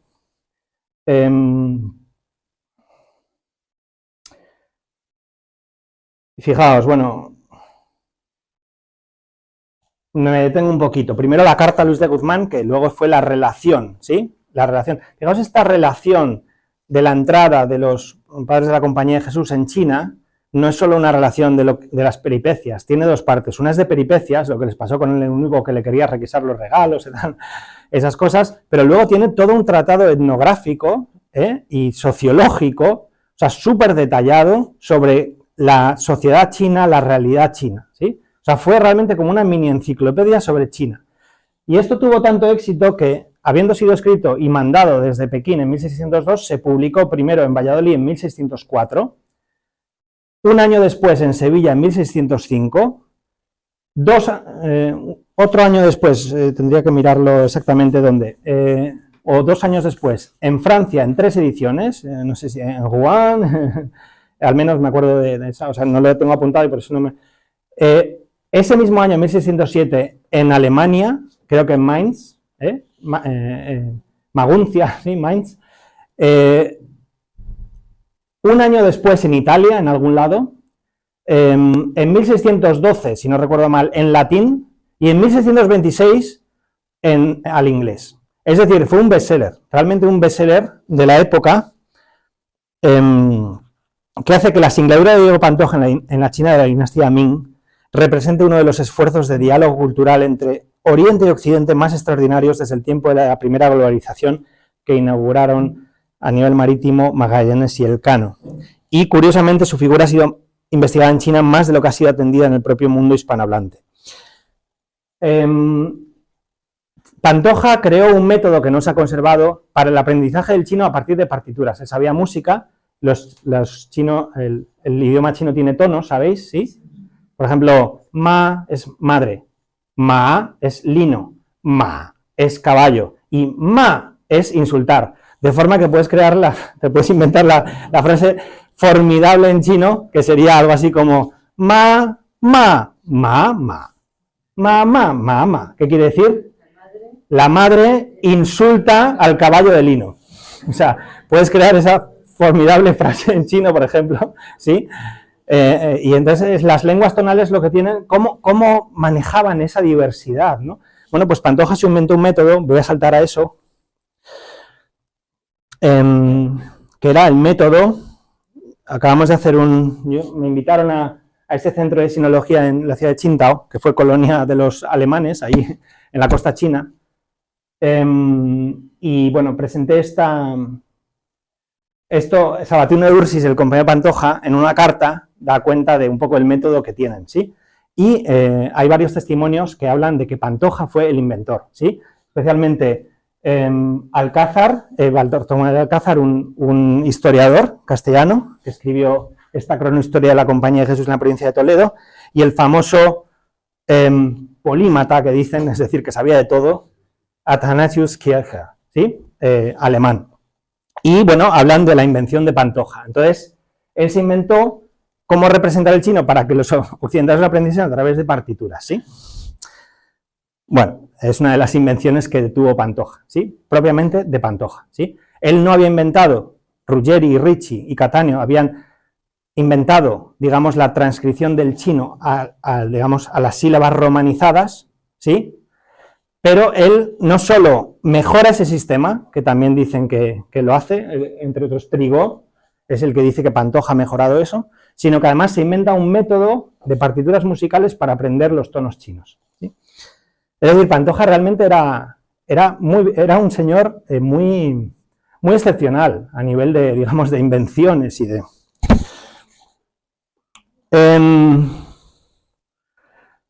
Otros méritos de él.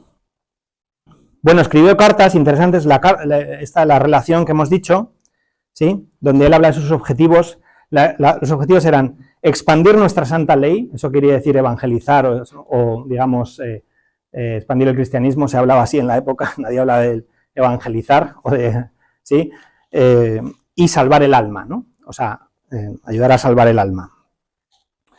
Y ellos mezclaban la ciencia, digamos, y la religión. En el paradigma de entonces, ni en China ni en Occidente, que todavía no había sido la revolución científica, eso estaba separado, ¿sí? Digamos, el saber, la ciencia, era ciencia de todo, ¿sí? Era saber, ¿sí? Saber sobre el cielo y saber sobre la naturaleza, no estaba separado, ¿sí? Eso es una cosa luego ya moderna, nuestra, en la que ya hemos nacido ¿sí? A partir de, bueno, pues de Descartes, Bacon y esta gente, ¿no? Que empieza Galileo, ¿no? Etcétera, ¿no? Cuando entra en crisis que no se puede tomar la Biblia en sentido literal, ¿no?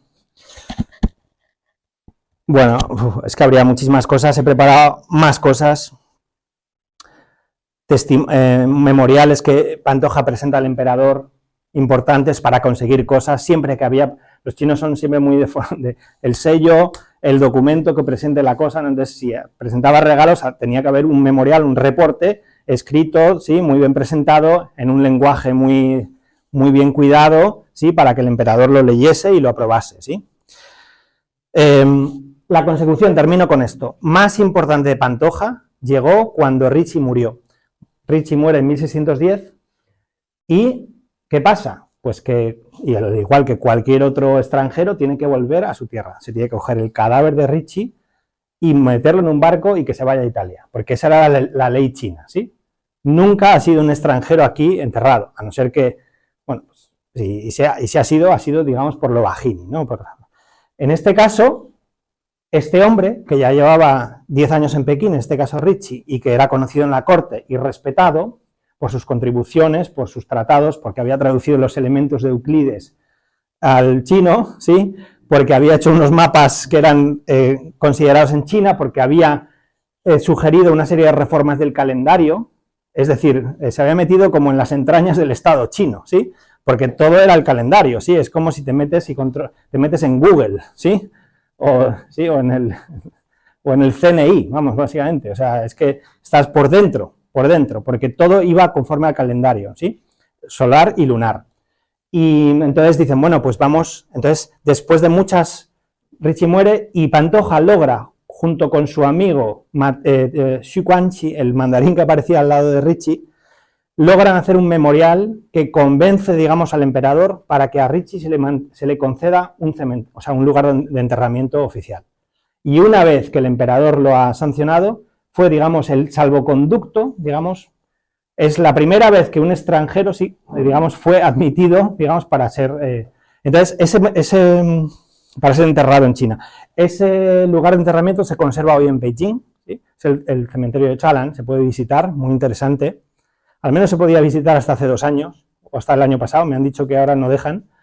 El cementerio está dentro de la escuela del Partido Comunista, en el jardín de la escuela. Entonces, hasta ahora, pues entra la gente, como están las cosas geopolíticamente más tensas, se ve que ahora no les gusta que entre nadie por ahí, Pero vamos, yo lo he visitado varias veces y es muy curioso. Está la tumba de Ricci y de muchos otros. Este es el memorial. Bueno, habría muchas cosas que contar. Pantoja hizo también un atlas, ¿sí?, en chino, sobre el mundo conocido, explicando cada parte. Hablaba de Santiago de Compostela. Yo me gusta promover el Camino Santiago en China. Pues bueno, Pantoja, el primer jacobeo ahí hablando del camino en China. Escribió, bueno, un memorial cuando fueron expulsados de China. Él tradujo lo que le había escrito al emperador pidiendo clemencia, que se conserva también. Y escribió Las 7 Victorias, este tratado de diálogo entre filosofía y teología confuciana y católica, digamos. Es un tratado sobre cómo vencer el mal, digamos, en nosotros. Es un tema universal, ¿no? Y para los confucianos era importantísimo, ¿sí? Decían, lo que hay que hacer es keji, es decir, el autodominio, la abnegación, ¿sí? La idea de mortificación y abnegación era un valor clave en la cultura confuciana, para Confucio, ¿no? El dominio de sí, ¿sí?, el ser un caballero a partir del dominio de las pasiones, ¿sí?, de los egoísmos o de la gula, de cualquier cosa, ¿sí?, que te saque, que te haga una persona sin control, por así decirlo. Bueno, nada, terminamos por aquí, habría mucho que decir. Bueno, pero cuentas un poco, si cuentas un poco el final de... Vale, el incidente de Nanjing, claro, empezó a haber voces, una vez que ya los misioneros hubieran conseguido ese cementerio, ¿sí?, que era como una propiedad a las afueras de Beijing, era una pagoda, ¿sí?, de un bonzo que había caído en desgracia, ¿sí?, por corrupción o lo que sea. El caso es que el emperador le castigó, o los funcionarios le castigaron, y le dieron la pagoda del bonzo, y claro, todos los devotos budistas que había por la zona, pues se lo tomaron fatal, ¿sí? Se la dieron a los misioneros europeos, a estos europeos, ¿no? Y Pantoja aparecía como el cabecilla que había, digamos, hecho esa administración. Él no hizo nada, pero claro, él era el que se comió las iras de la gente. De hecho, se sabe, se cuenta, su compañero Sabatino de Ursis, que le cogieron un día, poco después de que le hubiesen concedido la pagoda, y estaban ahí en reparaciones, estaban viendo la finca, cómo adecentarla como cementerio católico, etcétera. Los del barrio le cogieron a Pantoja y le metieron una paliza que lo dejaron medio muerto. O sea que Pantoja pasó de todo, ¿no? Bueno, ¿y por qué decía esto? Perdón. Entonces, claro, cuando tú estás... Bueno, ya tenían una credibilidad, entonces... eso fue a más porque fueron traduciendo más obras, ¿sí?, de matemáticas sobre todo, ¿sí?, de astronomía al chino, y también morales, como Las 7 Victorias. Y eso les daba una credibilidad porque tú no eras ya alguien que sabías de cosas de lejos, sino que te empezabas a saber de cosas nuestras, digamos, de las que depende nuestra vida, ¿sí?, que es del mundo, digamos, de la moral y del espíritu. Y también, y además porque no es que tú hablas a bautizados, no, Las 7 Victorias no es un libro para bautizados, para conversos, es un libro para toda la sociedad. Entonces, por un lado eso, y por otro lado, y sobre todo, por el tema de la astronomía, hubo matemáticos en la corte que empezaron a apoyar que como había demasiados errores en la predicción de eclipses, y eso era una desgracia, porque si de repente fallaba media hora los matemáticos de la corte un eclipse, bueno, eso era, podía ser una auténtica ruina para el imperio. Es decir, había esa creencia de que, digamos, el Hijo del Cielo todo tenía los sacrificios, los ritos, todo tenía que ir acorde con los elementos cósmicos. Y si había un fallo, podía ser era un motivo de desgracia, ¿sí? Era como un mal omen, ¿no? Entonces, bueno, hubo gente que estaba convencida, no, tenemos que aprender estos extranjeros porque tienen en algunas cosas mediciones más exactas, entonces vamos a invitarles a reformar el calendario, es decir, el aparato astronómico, las tablas con las que, digamos, medimos el tiempo en China, que nos ayuden y que sean ellos, a partir de sus libros, ¿sí?, los que, digamos, ayuden a reformar el calendario. Entonces hubo mandarines, hubo funcionarios que empezaron a decir, bueno, esta gente sabe todo, o sea, son espías, o sea, es que estamos en sus manos, ¿sí? Hubo gente que no, que eran amigos y no, los conocemos, tal, pero otros que no eran tan del círculo de esos y que había también peleas, ¿no? Peleas por quién sucedía a Wang Li. Esto era un problema, ¿sí? Había peleas internas en China, ¿sí? Entonces, pues los que estaban a favor de que el sobrino segundo fuese el que sucediese, o el hijo, en fin, se pelearon. Y usaron, digamos, a los misioneros como un poco parte de sus disputas, ¿sí? Y entonces, bueno, pues se desató una persecución en Nanjing por una serie de gente y bueno, durante 2 o 3 años, hasta que murió Wang Li, estuvieron desterrados. Luego, cuando murió Wang Li, digamos, los que apoyaban a los jesuitas se impusieron, digamos, en la política imperial y, por tanto, volvieron, ¿sí? Volvieron, digamos, bien recibidos, ¿sí? Y así fue, pues, hasta que, bueno, llegaron las famosas controversias de los ritos. Eso es otra historia interesantísima, pero hoy no da tiempo a contarla.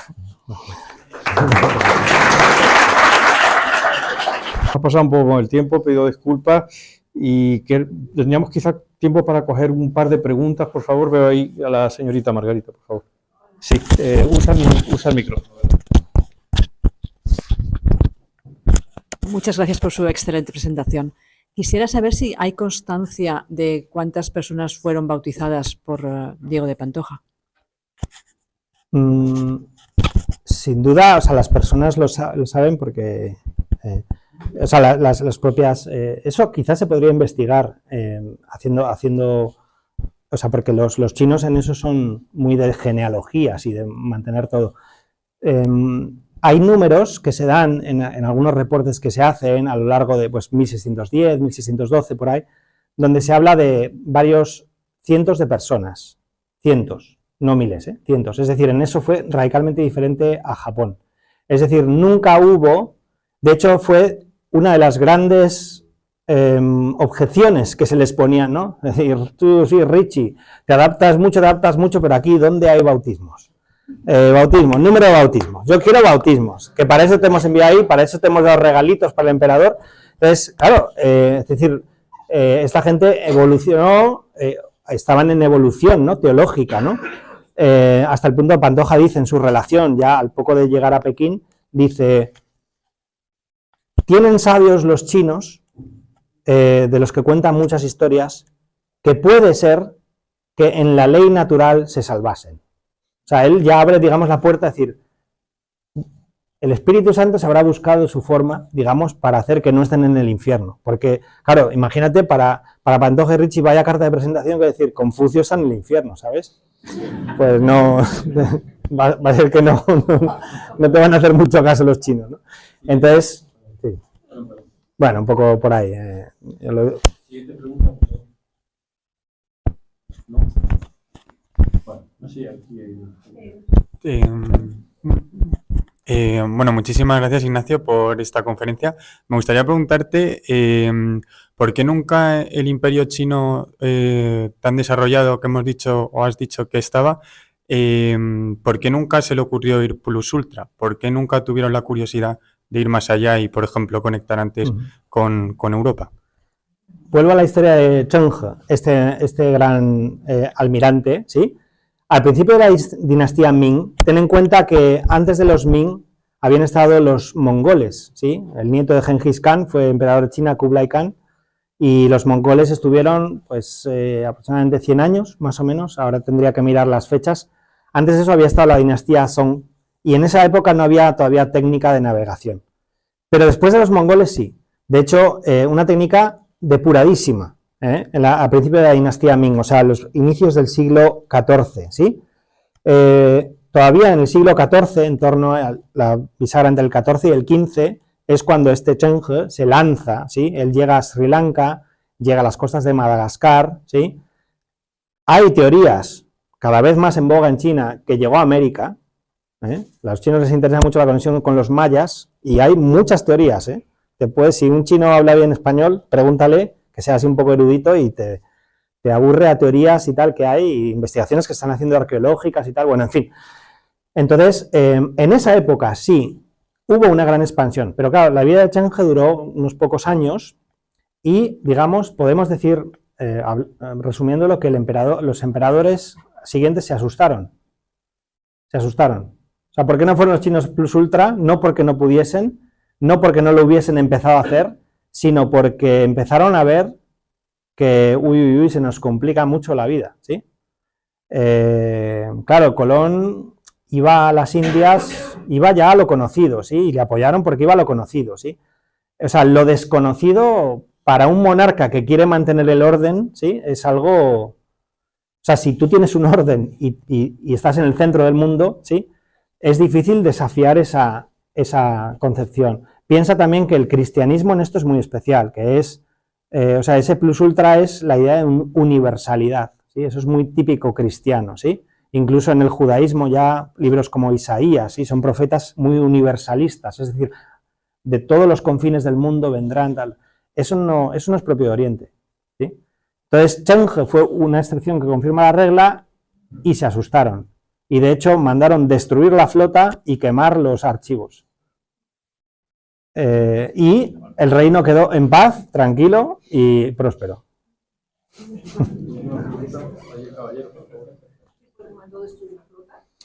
No me acuerdo del nombre del emperador, pero fue los emperadores, un Ming, uno de los primeros emperadores Ming. O sea, hubo un emperador Ming que apoyó mucho y los siguientes que no se hable del tema. Gracias por la conferencia. Pertenezco a lo mejor a la minoría que conoció Diego de Pantoja para unos 10 años en la universidad. El año 2018 se centró mucho en la parte historiográfica y hemos visto un poco más la parte personal e incluso religiosa. Mi pregunta es, ¿qué adoptan los jesuitas del viaje y de la relación de Diego de Pantoja? Y antes de terminar, me gustaría subrayar dos cosas que se han mencionado muy rápidamente. Los fondos chinos de la Biblioteca del Escorial, que no son muy grandes, pero que tienen una calidad extraordinaria, incluyendo el ejemplar más antiguo de los tres reinos en Europa. Y los diccionarios, la tradición de los diccionarios español-chino o lenguas europeas chinas de los padres jesuitas que ha continuado hasta Taiwán en los años 70. Muchas gracias. Y dices que adoptaron los jesuitas de Pantoja. Sí. Pantoja tuvo un problema, además de ser un extranjero entre extranjeros y de ser un español en un lugar donde los españoles no tenían que estar, ¿sí? Que era el padroado. Se les permitía en Japón porque, claro, era tan duro ir allí que, bueno, si un castellano quería, pues se le permitía. Pero China era otra cosa un poco diferente, era un poco más élite, ¿sí? Se enviaba solo a gente con muy buena formación. Pantoja se le envió porque tenía muy buena formación, había destacado mucho en los estudios, ¿sí? En filosofía, en teología, pero especialmente en filosofía. Entonces sabía de astronomía, sabía de cosas, sabía música. Es decir, a Pantoja se le escoge porque era sujeto escogido, ¿sí? Y sin embargo, Pantoja tuvo un problema, que es que Matteo Ricci no se llevaba bien con Pantoja, ¿sí? A pesar de que el Papa piense que hay que canonizarlos juntos, se ve que Ricci es un hombre admirable, pero bueno, era más cuadriculado que Pantoja, yo puedo decirlo claramente después de investigar muchas cosas. Quizá tenía un poquito de manía controladora, de querer lógico de un superior, ¿sí? Y el caso es que no apoyó, por ejemplo, que Pantoja quedase superior a su muerte. Dejó a Sabatino de Ursis, que hablaba mucho peor chino que Pantoja. De Pantoja le critican en un par de cosas que era demasiado directo. Pues español, ¿sí? Demasiado directo con los mandarines, ¿sí? Ricci era más de las cortesías y tal, y Pantoja se lo critica uno de los que le hace un prólogo en las 7 Victorias, dice, el señor Pantoja, que vive entre los chinos, a veces es demasiado directo, les pregunta cosas demasiado directas y a veces ha perdido oportunidades de trato por eso, ¿no? Yo pienso que también se le abrieron muchas puertas, o sea, yo creo que eso le minó, ¿sí? Se disparó, digamos, en el pie varias veces, pero seguro que a lo mejor si Pantoja no hubiese estado ahí, pues Ricci no hubiese sido enterrado en Pekín.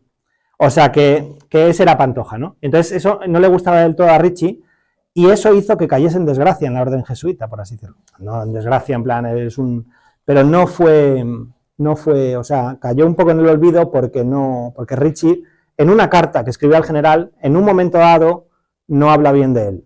En realidad lo que le molestaba a Ricci para aclarar el tema es que a Pantoja, Valiñano, le gustaba mucho Pantoja fue enviado a China porque Valiñano, este que el sucesor de la idea de acomodación de Javier apostó por Pantoja y le dio los últimos votos muy pronto. Y entonces había algún otro de su generación, o incluso mayor, que todavía no tenía los últimos votos. Son grados dentro de la Compañía de Jesús, o sea, cosas difíciles de entender. Entonces, Ritchie decía, hay gente que a mí me convence más y no le han dado los últimos votos todavía, y a este se los han dado, no sé qué. Y entonces habla mal de él en ese sentido, comparándolo con otros que por qué a otros no se lo han dado. Eso le hizo a Pantoja pagar el pato. Y bueno, pues no se trata de defenderlo a toda costa, pero sí decir que seamos conscientes de que hay cosas que le han pesado por esas tonterías, en el fondo.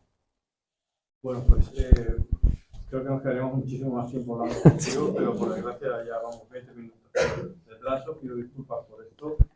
Simplemente decirle que hay un libro fuera en venta a precio de 20 euros, titulado Entre dos confines. Mucho pues no es la historia de Diego de Pantoja, un libro que, bueno, tiene unas connotaciones, por supuesto, asiáticas, y para el proyecto del libro de la historia de Pantoja te voy a dar 2 minutos. Sí, a ver, salto a la última parte, me ha faltado esto de la controversia de los ritos. A ver, si hay alguna alma caritativa que se anime, que le convenza esto, ¿te animarías o se animaría a apoyar un proyecto de publicación sobre Diego Pantoja y su legado? El libro está hecho. Estas son las primeras pruebas que nos ha dado la editorial Dickinson. Fijaos que está aquí la editorial Dickinson, que es una muy buena editorial a nivel académico al menos. Está muy bien en rankings para los que somos así, estamos dentro del mundo universitario. Estos somos los contribuidores del libro, ¿sí? Yo soy el editor principal junto con Pedro Bonet.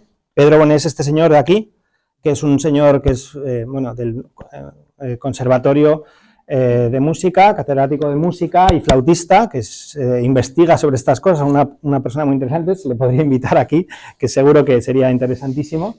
Ahí no solo con su flauta, sino a hablar y a comentar sobre sus investigaciones. Ha publicado libros tal, bueno, pues es el coeditor. Esta es la estructura del libro, ¿sí? Tiene un índice, un capítulo introductorio, después un prólogo, que es la recuperación de la figura de Diego de Pantoja en la España contemporánea, ¿sí? Desde que aparecieron estos chinos preguntando en Valdemoro, oye, ¿dónde tenéis aquí datos? Pues hasta, digamos, el año Diego Pantoja y un poco más. La parte primera es Diego de Pantoja, un poco más biográfica, Pantoja en Occidente. Aquí hay muchísima recuperación de archivo, ¿sí? Muy interesante. Su formación, etcétera. Pantoja en Oriente, su viaje, muchas cosas que he contado es sobre todo este capítulo, ¿sí? Todas esas tensiones entre italianos, portugueses y españoles en Oriente, sí, muy interesante, ese triángulo de naciones, algunos hitos de su biografía en Oriente, luego otra parte, segunda ya, que se centra en sus contribuciones científicas y humanísticas, ¿sí? Un profesor de la Universidad de Barcelona, Diego Sola, que investiga sobre esto, y un profesor chino que habla sobre el impacto que tuvo las 7 victorias, Qi-Ke en chino, en la dinastía Ming de entonces. Un impacto muy profundo, ¿sí? Fue también digamos, una obra muy conocida y muy leída entre los mandarines de la época. Luego está toda una parte que es el tema de Pantoja músico. Aquí se ha investigado muchísimo, pero no solo se investiga sobre Pantoja, se habla también, es la parte que desborda un poquito más a Pantoja, se habla sobre las influencias de la música también occidental en Oriente hasta el siglo XVIII más o menos, muy interesante. Y ya la última parte, que es Diego de Pantoja, símbolo para las relaciones hispanas con China. Hispanas o hispanohablantes, si queremos decir, españolas, pero no solo españolas, sino panameñas, colombianas, mexicanas, es decir, de todo este mundo hispanohablante. Bueno, hay 2 capítulos que tenemos, y lo del aprendizaje del chino, y sí, entonces la parte financiera es, si alguien se anima, la editorial Dickinson nos ha pedido 4.500 euros, Casas y el Ayuntamiento de Valdemoro ya hemos recolectado 2.500, si entre, digamos, pues amigos, gente que cree en este proyecto, se anima a alguien pues a hacer algún tipo de contribución, pues oye, mil amores, pues se recibe y se pondrá su nombre en el libro, o sea, pues sería, bueno, contactarme a mí, y vamos, y ya les daría yo más detalles. Ahí pongo un número de cuenta, si es, yo esto es la primera vez que lo hago en mi vida, pedir dinero, pero bueno, digo, no sé cómo hacerlo, pues nos quedamos en contacto, yo les escribo, les cuento un poco más si quieren, les doy datos. Este es el email de Dickinson con las condiciones, y bueno, estamos un poco en esa fase y yo creo que lo vamos a conseguir. Ya están las primeras pruebas, esto saldría en octubre, pero vamos, si contamos con un poquito de ayuda, pues la verdad es que sería muy agradecido. Muchísimas gracias por haber estado aquí, que está todavía con jet lag de China, o sea, hay que agradecerle muchísimo el esfuerzo. Muchísimas gracias.